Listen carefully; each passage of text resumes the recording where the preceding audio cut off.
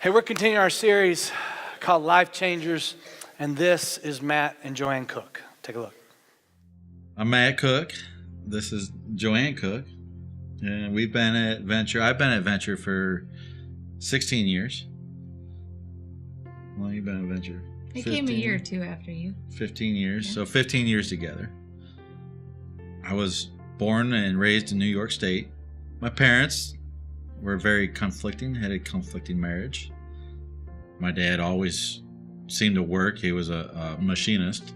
So we were on my mom's clock most of the time, and she was an alcoholic. They never got along. They got divorced when I was 7, 8 years old. We kind of stayed with my mom most of the time and didn't really see my dad much. I think they were divorced for about a year. During that year, we had to spend a lot of time with babysitters and caretakers, and during that time, I was molested by the babysitter, who was male. That went on for about a year. It was never found out. It was one of those things where we were scared, and we acted out. Ran away a couple times. I also started drinking. I noticed what my mom was drinking, so I started drinking. Tried college, but I just didn't make it. I had a daughter from with my high school sweetheart, I thought at the time, and she moved my daughter and herself down in North Carolina. And in year 2000, I moved down here to hopefully try to be a parent, even though I had no idea what that consisted of. I was born in Michigan, Detroit, Michigan, to a teen mother in a very complicated home setting. She would turn to drugs and alcohol and men to deal with her feelings. She would get married to a very abusive alcoholic man and have 3 more siblings added to the mix. There would be times that we would escape to battered women's shelters, or we would be left in strange homes for days on end. As a small child, I felt unwanted. I felt that I was a mistake. I had been told at one time that the church says that people like me were called bastards, and that a bastard is a child that God didn't mean to be born. And I carried that definition with me well into my adult life. Left my mother's home at the age of 9. It was the last time that I lived in her home. And so then I was given over into the custody of my grandparents. And I would be reunited with my siblings at the age of 13. By the time I was 13, I just believed more than anything that nobody wanted me, that I wasn't worthy of love.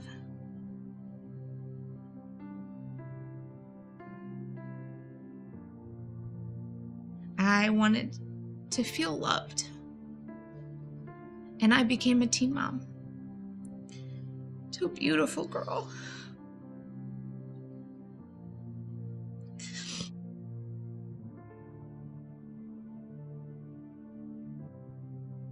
I remember the first time I ever saw Matt.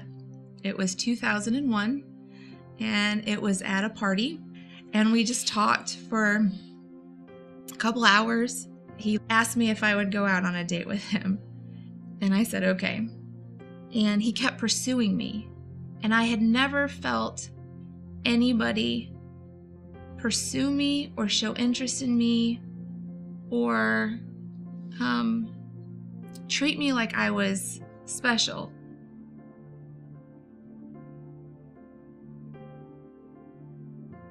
We started going to venture with Matt, but it was different than anything I'd ever seen in all the homes and in all the houses and in all the places I had lived before, and I was drawn to it. We started our marriage, even though we didn't know what marriage meant. My view of marriage was, I had my things and she had hers, and I did my stuff and she did her stuff, and I thought I showed respect, but I didn't show respect in the right way that a marriage should have. Tried to stop drinking, and all that did was switch my addiction gear to pornography and started spiraling out of control. I started living like a double life. I had my work life with a work girlfriend, and then I would come home and I had my life at home, which really didn't make me happy. The only time I was happy was in front of the computer, or out in the garage drinking, or over at the neighbor's house drinking, or I was totally disconnected. The signs that something was going on were getting harder and harder to ignore. And another piece of evidence showed up, and another piece of evidence showed up, and I couldn't deny it anymore. I couldn't deny that this bubble, this dream world that I was living in, was popping. I called the only female Christian woman I had a phone number to, and I begged her to come over. And I said, I think this is what's happening. What do I do? I called him one night and I said, don't come home unless you're prepared to tell the truth. And it just all came out.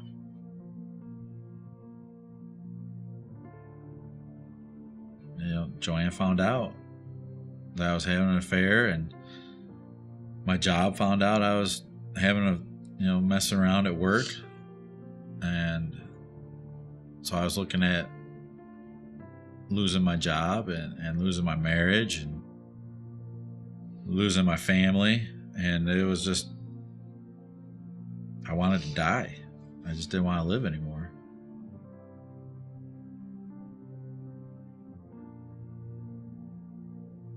I got up the next morning and I got dressed and I tried to go to work like nothing had happened. And I couldn't do it. I just started shaking, and I was shaking so hard that I couldn't do my job. And I went to my office manager and I said, I have to go. And they let me leave. And on the way home, I'm a big believer in signs of things. On the way home, the song was playing. If you don't know what to say, just say Jesus. And I was whispering. On Highway 77, I was whispering Jesus. And by Mallard Creek Church Road, I was screaming at the top of my lungs with all the anger I had in my body. Jesus. Just as mad as I could get, Jesus. And I effectively went home and told Matt, I'm done.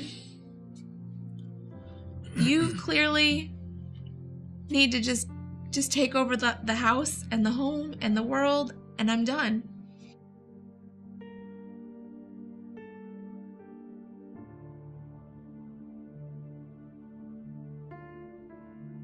I came home one night after work and found Matt in the road, rocking back and forth. Good. I had a nervous breakdown. I was laying in the yard in the rain. I just could not handle not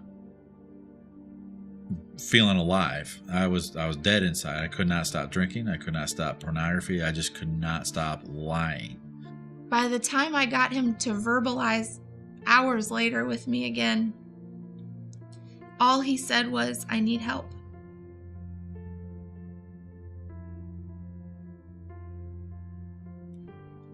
I checked into a rehab facility December 13th. Did a 180. Pretty much, I found God again. And I felt that God found me. Things were going good, better. I was feeling better. January 1st was even more of a wake-up call, because it just brought things to like the peak.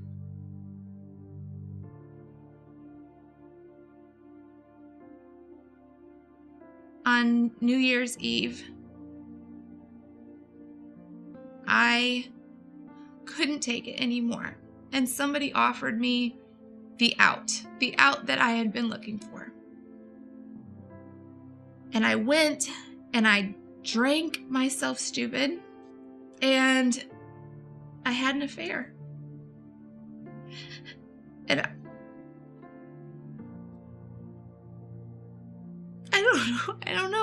don't know to this day all the reasons why I let it happen.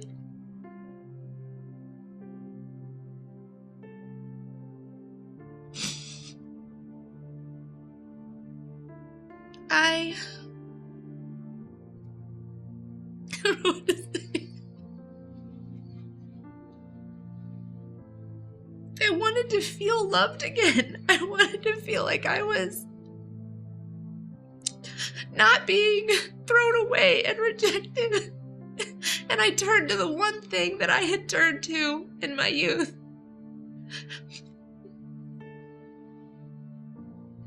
And I got home the next morning, and I had confiscated all of these pills from my grandmother when she was ill, and I locked myself in a closet.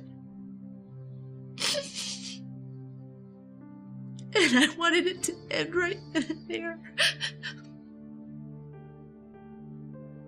And one of my kids knew something wasn't right, and they called somebody over, and they talked me down this time.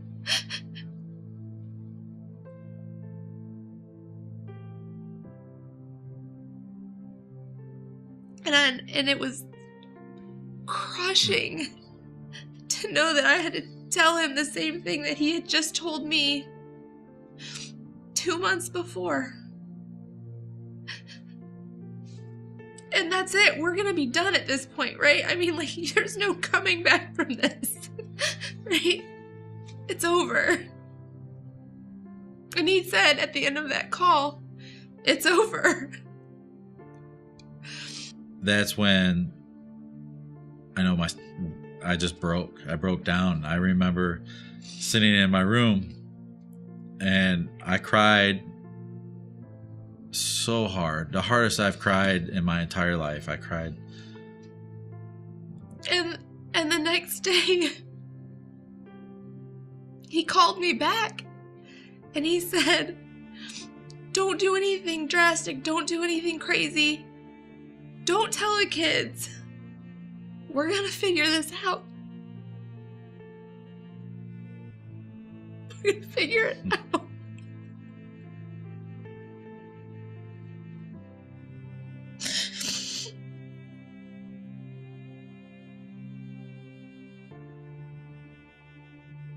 And I don't think God creates brokenness. I don't believe he makes bad things happen, but I know that he works good out of it. And once I was willing to let go, once I was willing to say, I got nothing to offer, that is when amazing things started happening. And so we began this journey of learning who God is, really who he is, what it means to have a father who loves you, who pursues you, who doesn't give up on you no matter how ugly it gets. To know that love and marriage is saying I love you and I accept you when I've seen the ugliest parts of you. And that's how much he loves us.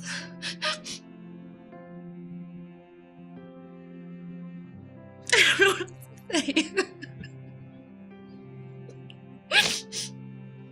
It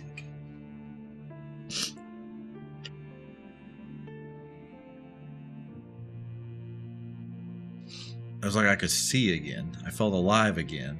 And I knew that the work wasn't done. I knew that all the damage that I did, I was going to have to go back and face it. And at that time, I knew I was going to be okay. I knew that it was going to happen. I knew that I wasn't going to be there alone.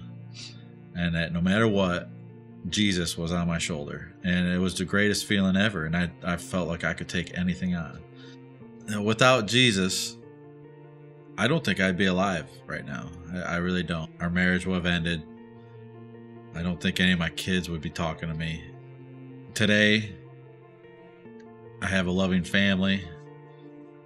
I absolutely love going to church. And I love coming home from work or anywhere and seeing my lovely wife with open arms. Now it's almost like we're dating again. It really is. It's such a joy to be in this marriage and just have it be centered around Christ. Jesus has taught me and shown me what forgiveness is, what it really means to forgive, what it means to have and to feel unconditional love. Not a day goes by we don't pray together. Not a day goes by that we don't send our love to each other or Bible verses.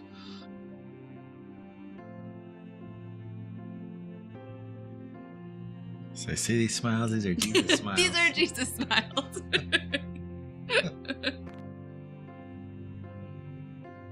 Jesus really is the lifesaver. Changer. Changer. He's a life changer. He's a life. Can I throw a thumbs up like this? Jesus really is a life changer. Don't do that. Jesus really is the life changer.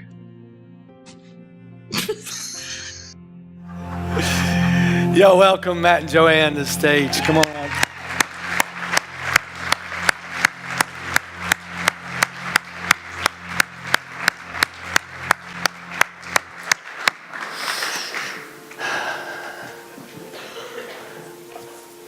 Here we are again, right?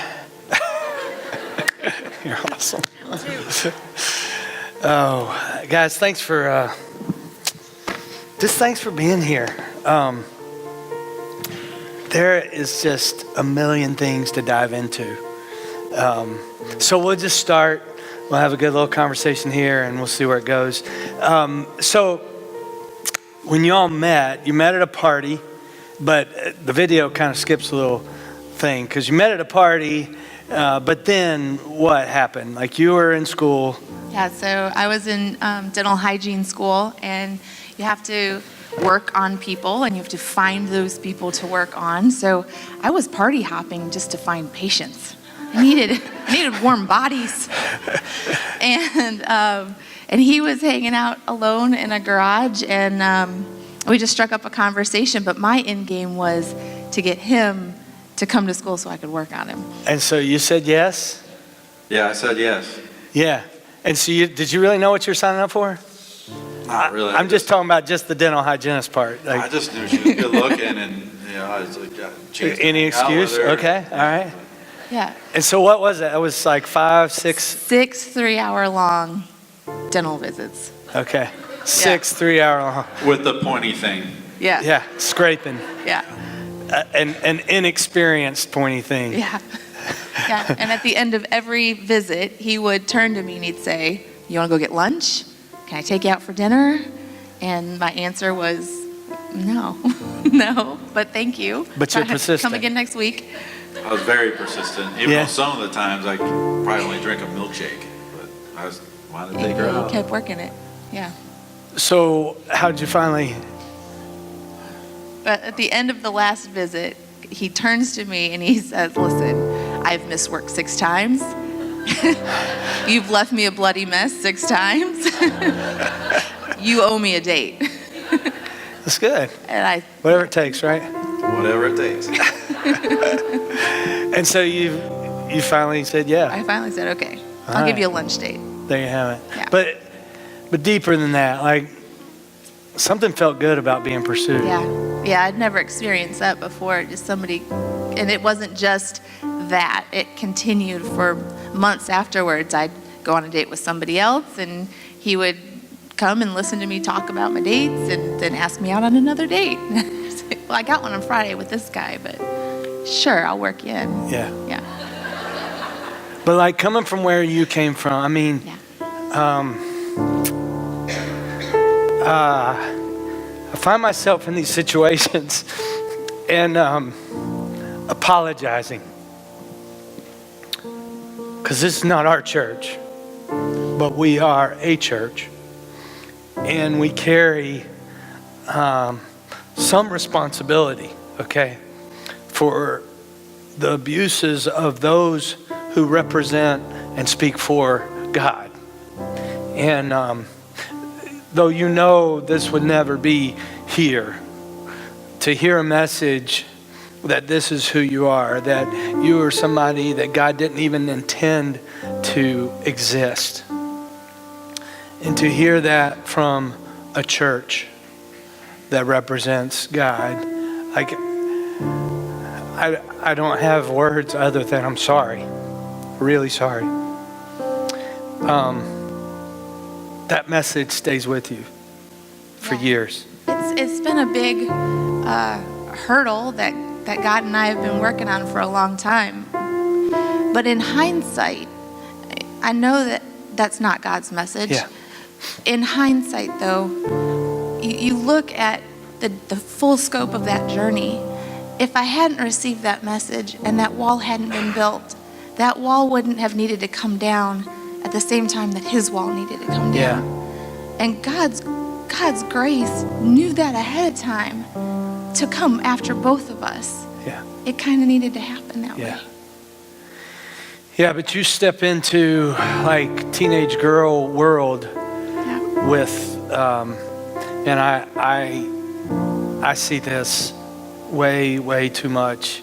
And guys, it's not everywhere. I mean, it's just right here. It's right here in this school. It's across the street in that school, and it's in every place. And you've got girls at desperate situations where this is what they've come to believe, and this longing to just have somebody love them. And that's where you really were, right? Definitely. Absolutely. And you step into the same pattern of your mom, daughter of a teenage mom, Yeah. and you're stepping into a world of being a mom at age. I was pregnant at 17 and I gave birth at 18. Okay. Yeah. And we're not going to get into this part of the story, but she's amazing. She's Yeah. phenomenal. And you just got to spend the weekend with her in college. She's down in Savannah. Savannah. Yeah. And doing fabulous. Loving life. Yeah. Doing it right. Doing it right. But here, like, man, our culture, guys, like the world just chews people up and spits them out when the enemy is like, I'm gonna gear you up, and when I'm done with you, like, I can leave you alone, because at that point you'll just go destroy yourself, because you've believed all the lies, you've acted in ways that are trying to figure out how to wrestle with all of those lies, and it's destroyed you. And so at that point, I think the enemy just keeps on going, because at that point, you know, you're addicted or you're whatever, and you just keep rolling down that road. I think of girls, you know, here, teenage girls, like what would you say now, looking like, is there anything you could say now to the 14-year-old Joann? That girl's head was so hard, I don't know if I could have cracked it. Yeah. I really don't.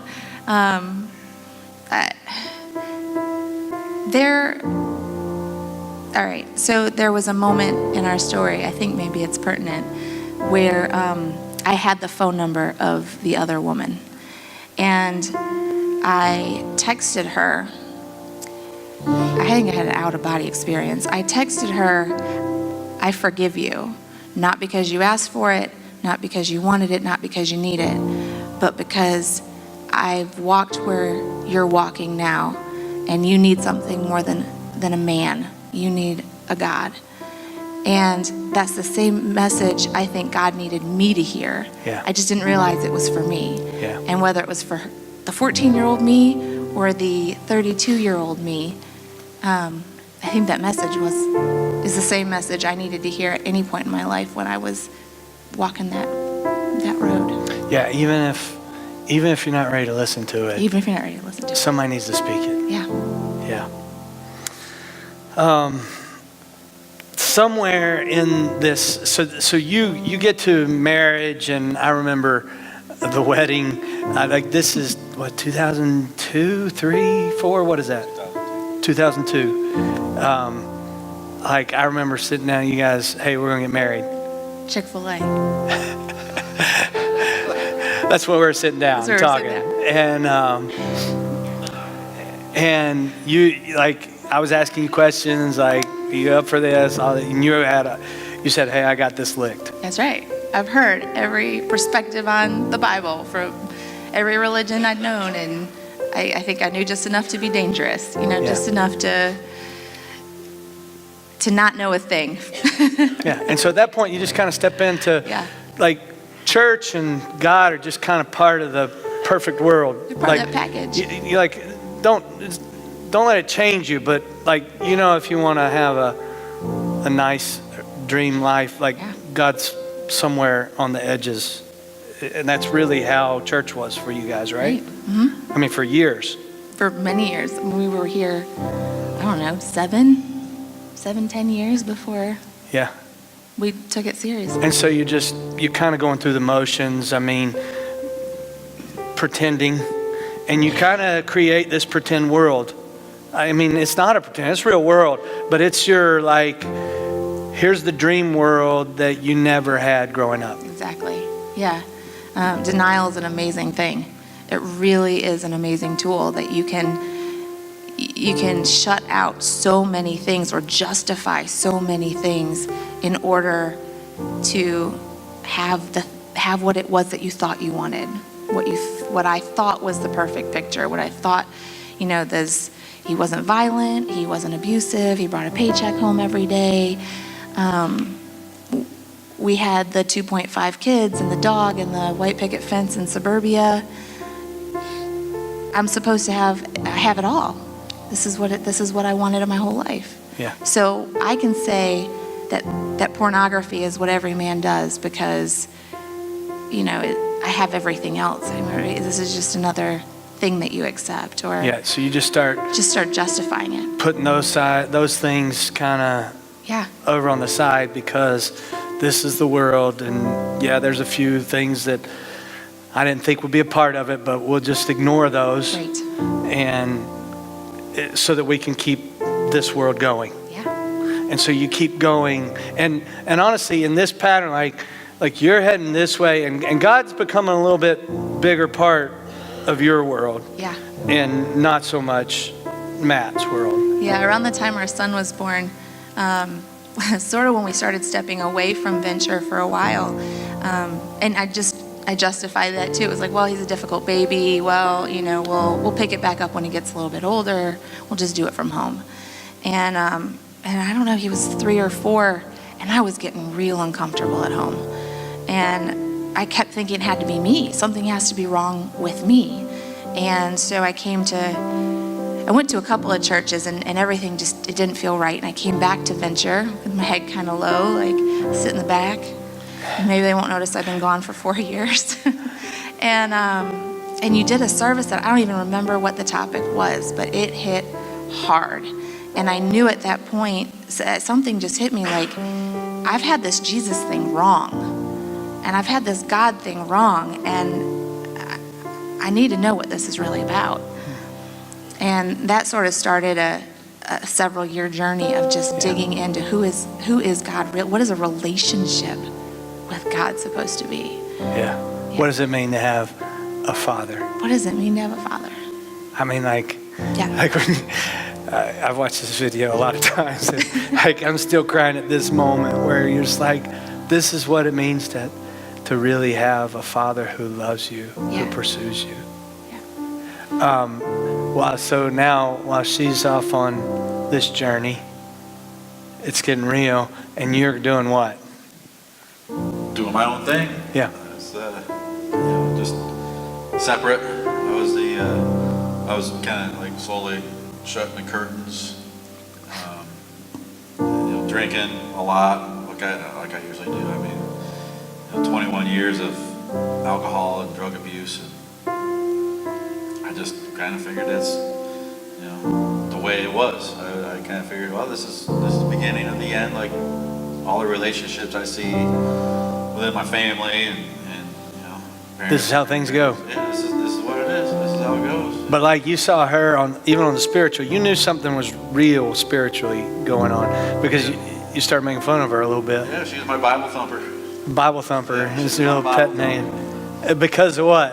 What would she was do? posting verses on Facebook and stuff like that. And I think I even remember telling her, like, kind of ease up. I got kind of an I don't want image people thing to know going you're on or that something. kind of Christian. Yeah, I was like, hey, that's, it's like, I'm just going to stay over here and do my thing. You can go over there and post your Bible thumbs and stuff. I watch this. I watch this a lot, and I pray through this a lot because here's the thing: like when you're couples, it's really like your relationship with God is this individual faith. Like you can want it for somebody else, but you can't pass it to them. Like, and so when I look at couples and I talk to couples that are, considering Christ and like maybe I should wake up and like go to church or do something, it's very rare, almost never is it that they go at the same pace. It's always seems to be one kind of outpacing the other. And it creates a tension. And I've watched this do great things. I've watched this person outpace and this person be like, wow, like I genuinely see faith coming, not just at church, but coming home. I genuinely see something different. And that's an attractive thing that says, here we go. I've also seen it be like, okay, if that's who you're going to be, like, good for you. Like, I'm not there. And then I've seen it to the place where like people who honestly in my conversation with them, like they'll say, yes, I'm putting my faith and like I'm just praying that my spouse gets it. And then I've watched the conversations happen in between that until the next time this person's like, yeah, and then they're in avoidance patterns with me and avoidance patterns with church and honestly stepping away like from everything because they just don't want to leave this partner behind. And while that is respectable in some way, it's just leaving you both in the dark. And so you're pacing out ahead and you're really like opening up to, this is who God is. And Matt's still kind of doing this. Yeah, he's shutting down fast and hard. Yeah. And so then the whole world starts caving in. And, your dream world, like you can't ignore all of these things anymore. They're getting bigger and bigger. Work. So all this happens on the same day. What happens? Like, I go to work and there's human resources was there and my boss was I'd go right to the back and it was just constant grilling and and that same day, like right when I'm in the middle of it, Joann calls me and says, don't come home unless you're ready to have a serious conversation. And so I did. I came home and Lied through your teeth. lied through my teeth for the first couple hours, but she was ready. She was like, "Well, explain all this." I was like, "Well, it was just sexting," and then it was like literally pulling teeth out of me. She just continued and continued, and I give her a little bit more, and give her a little bit more, and every time I give her some, even though I saw how distraught and devastated she was, I started to feel better. I started to feel like, wow, because weeks before that, I just felt horrible. I wasn't sleeping. I would lay next to Joann and just see, there was this wonderful person that I loved, and I'm destroying her. She was having nightmares, and it was breaking my heart knowing that I could do this to somebody as wonderful as Joann. And once I started confessing, it just got more and more real, and I started to actually feel again. And even though there was a lot of pain there, and it was probably the most horrible moment of my life, but it was also the beginning of just being free again, and being able to feel. And it was just, that started it. So all this comes out, and you get to the place where you're like, hey, I got to have help. And you find a rehab and tap out for weeks. Yeah, I tapped out. I just went off the grid, so Across to speak. the country, Across literally. the country, and I had no communication with anybody for like 14 days. And at that time, it was like, not only was I in mental distress, but also physical. I had some heart issues, not just with being black and cold. It was just like serious blood pressure, heart attack things going on, and just I was in a desperate situation. And when he goes to rehab, what's your thought? I'm ticked. Yeah. I am livid. Are you kidding me? This is a cop-out. Yeah. This is a cop-out. You destroyed our marriage, and you need to go to rehab. Yeah. Just mad. And it just grew. The longer he was gone, the angrier I got. And I don't know. I stopped praying. I was like, this is it. This is done. Give me a break. And that sends you back to 14-year-old girl. That sure does. Yeah. The same girl who said, why am I getting thrown away? Well, if you're going to throw me away, then I'll go find somebody else who won't. Yeah. Yeah. A little irony in that. I think, there's this verse that we talk about a lot here, and I didn't put it on the board. And honestly, I was preparing this week. I think, I talk about this verse all the time. I'm not going to talk about it this week, so I tried to grab something else. And honestly, I hated when I did it in the first service, so I'm not doing that. And we're going to talk about this verse because it's 1 Peter chapter 3, and it just says this: finally, all of you should be of one mind, sympathize with each other, love each other as brothers and sisters, be tenderhearted, keep a humble attitude, don't repay evil for evil. But this isn't just hard-hearted, like when we say evil, I'm not evil, but no, just our natural response to somebody sinning against us is to return that in some way. It's part of our flesh. It's part of actually just being human, unfortunately, is when we are sinned against and hurt, then we hurt back. And sometimes, you're going to have an affair, well, I'm going to have an affair. Well, maybe it's not, well, you're going to be that. Well, maybe I'm not going to be that, but I'm going to tell everybody around that you are that. And I'm going to return that evil for evil. And I'm going to figure out a way. And I talk to couples, and usually I call it this downward spiral. It's a vortex. And it's evil for evil for evil for evil. And this person is like, yeah, but like, I know I did this, but this is why, because this person did this, and they're telling the truth. All this stuff is true. Yeah, but I did this because you did this. And I did this because you did this. And it's like, you know, like there's no end to that. There is no end to really getting even, because that's what we want. That's what our hearts want. Is we want to get even. And if you have to get even in any realm, marriage, relationship, friendship, anything, work, world, if you have to get even, you are going to be in this downward spiral. It's just going to happen.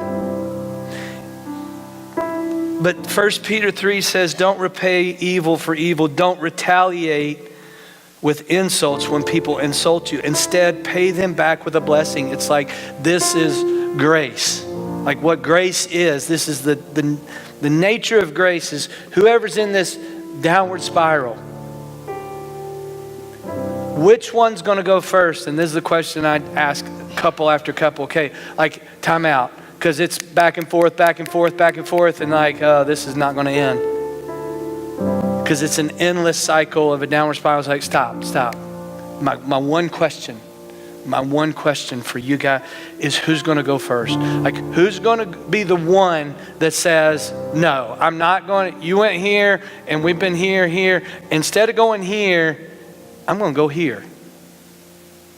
And instead of returning insult for insult, evil for evil, I'm going to give a blessing. Like when you're sharing your story, I think like that moment says, like when you call and you say, hey, don't do anything rash. Don't do anything, like, we're going to figure this out. Like, that's not returning evil for evil.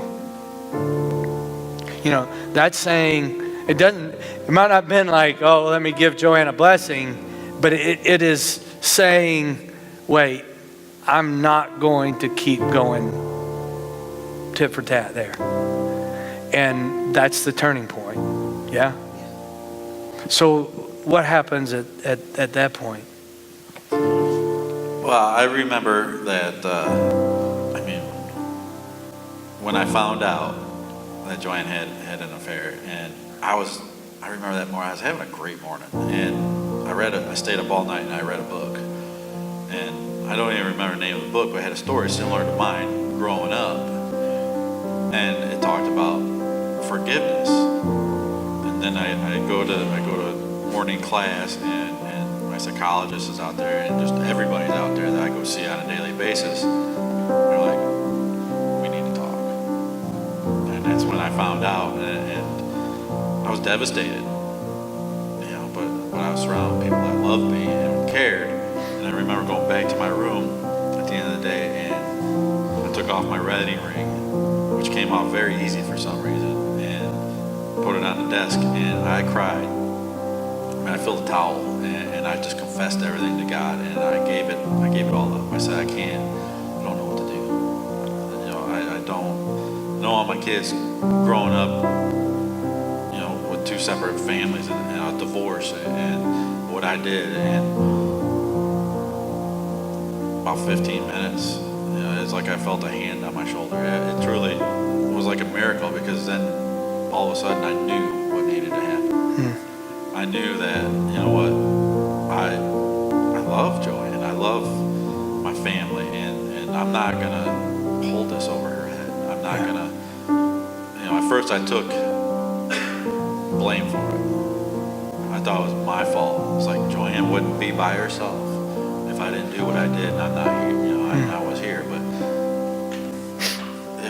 it was amazing. It's just, I knew that it wasn't gonna be easy. But most of all, I knew that, you know, God was there again. Yeah. And I felt it. It was just, without a doubt, I was ready to take on anything. I was ready to do whatever it took, even though I didn't know what it took.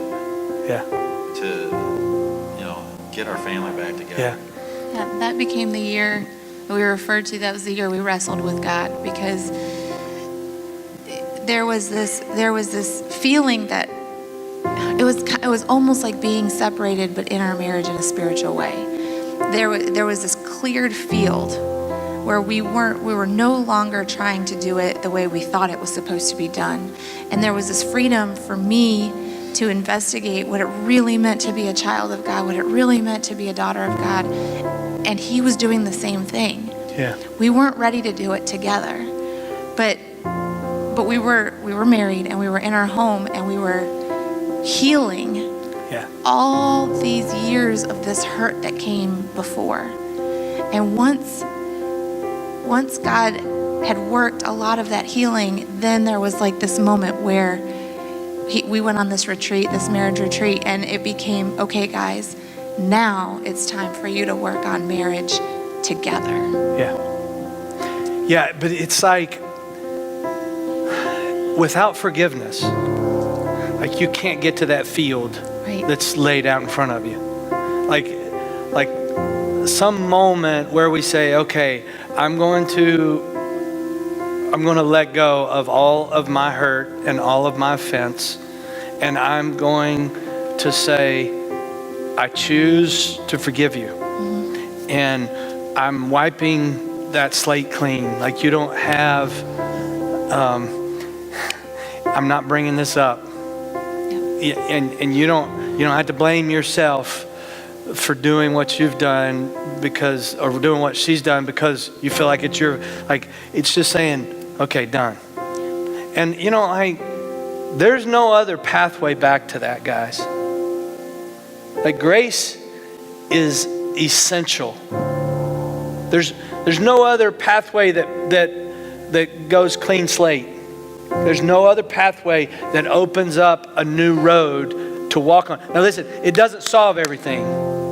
You said forgiveness is the beginning of a journey that now we can start to actually care for each other and unpack all of the junk of our lives to the point where we can forge a different world.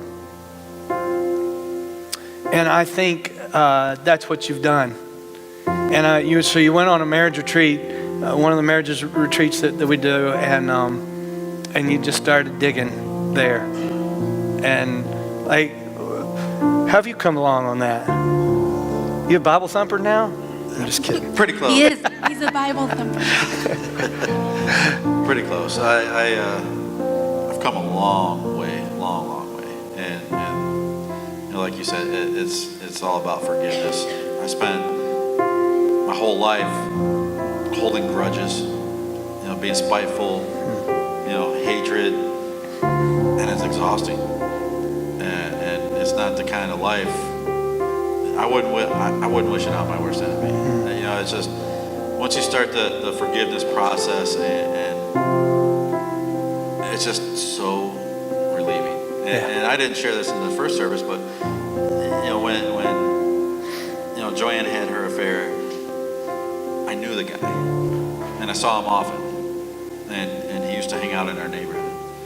And even coming out of rehab, and they preach forgiveness, forgive yourself, forgive your accusers, especially in my thing, because I drank to cover things up. That was my shield. I didn't feel the pain, but I also didn't feel like joy either. And knowing that this guy was in my neighborhood, I wanted, I was like, oh yeah, I'm gonna get him one time when he's not. And God gave me that one time, and I had that choice.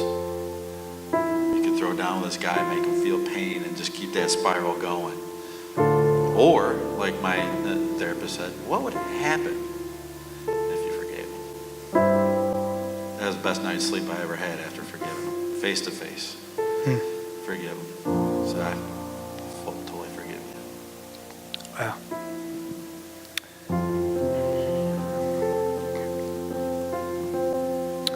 Don't repay evil for evil.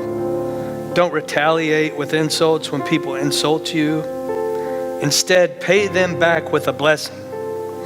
That is what God has called you to do, and He will grant you His blessing. See, when we when we stop the downward spiral and we say, no, I'm going to give you a blessing. Listen, sometimes like those, they don't always work out. Trust me. I've given blessings and they've been taken as curses before.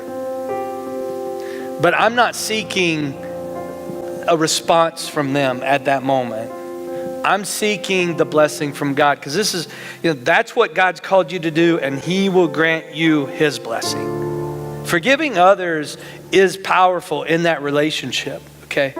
But forgiving others is about you and me pursuing the blessings of God over our own rights and our own insults and our own frustrations with how we're treated. And that gives us good night's sleep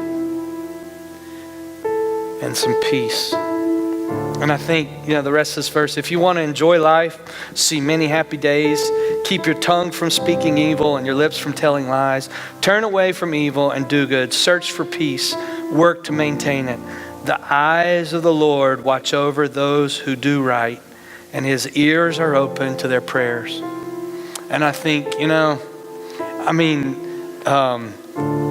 I've watched you over the last couple of years, and there is a joy with each other.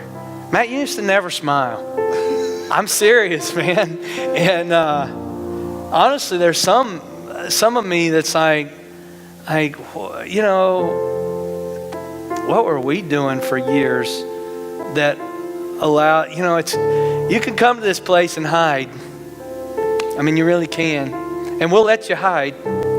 It's not what we want. It's not what we want for you. But I know some of you are here, and you're here because it's what you do. It's what you're supposed to do. And I'm just saying that motions, going through that motion, it's not going to get you what you're hoping for. And we are just a church, okay? We're an open door to a relationship with a perfect Heavenly Father. And we're constantly saying, come into that. Come into that. Because that's where life is. That's where change is. That's where hope is. We're just a mouthpiece. And that's what I've watched in you guys, is just really stepping in. No more pretend, no more lies, no more I got all this figured out. We've been flatlined. And I love what you say, there's no coming back from that. There's no coming, and yeah, there is. There is, because every week when you walk in, I'm like, there's life, there's joy. So thank you. Thank you for sharing hope. You're giving hope to everybody in this room just by sharing what God's done. It's not, we always say it's not our story, it's God's story. Yeah. We just hope that we're good stewards of it. Yeah. So we got a song that we're going to end with. I want to pray for you first, and then but this song is like, how can it be? Like this is how good God is. This is who we are. We've wrecked our life.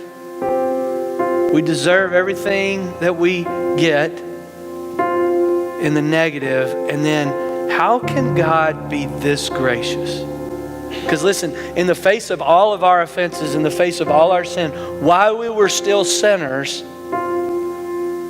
Christ died for us. God said, I'm going to go here, and I'm going to send my son, and I'm going to offer grace. And that's what He's done for you. And He's done it all for you. But He is waiting for you to receive that if you haven't, and live in it, because it is life-changing. You guys, y'all stand up and let me pray for you. And then we'll sing our way out of here. Y'all join us in prayer.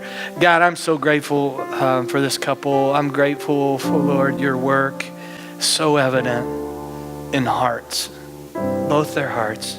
I pray, Father, that you would protect them from the enemy and the power of this story to overcome his accusations.